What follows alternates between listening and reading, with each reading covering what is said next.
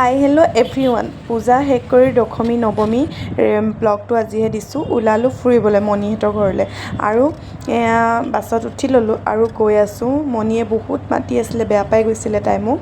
তো ভাবিলোঁ ফুৰি আহোঁ। আহি পাই গ'লোঁ বৰহোলাত তাই আৰু দেউতাকে শ্বপিং কৰি আছিলে। ভাবিলোঁ ৰীল এটাকে বনাই লওঁ আৰু স্কুটিত তিনিজনী যাব নোৱাৰোঁ, সেইকাৰণে ৰখি আছিলোঁ। ঘৰলৈ আহিলোঁ আৰু দেখিছোঁ পথাৰৰ মাজে মাজে দেখিছে এয়া আমি আহিছোঁ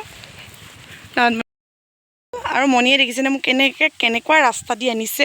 এয়া একদম মানে বাঁহৰ সাঁকো দি, ভয়ে লাগিছে মই মানে পুটুক কেনে পৰোঁ। সেইজনী একদম পটাপট গৈছে, অভ্যাস আছে যে।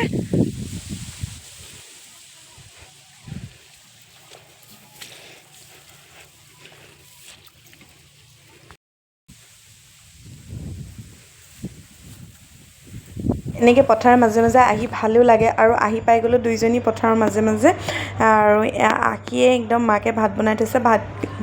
ভাত খাই ল'লোঁ যিহেতু ভোক লাগি আছিলে বহুত আৰু মাকে মাছ দি বনাই থৈছিলে। আৰু গধূলি টাইমত এইপিনে দুইজনীয়ে অলপমান সাজি কাচি ওলাই গ'লোঁ গাঁও ফুৰিবলৈ, গাঁওখন দেখাই আনিবলৈ। আৰু তাই দেখিছেনে এহঁতৰ ৰাস্তাটো মানে বনাই আছে মানে, আৰু অকণমান এহঁতৰ ঘৰটো এঘৰে আৰু আগলৈ ঘৰ আছে, অকণমান দুইজনী ফুৰি আহিলোঁগৈ।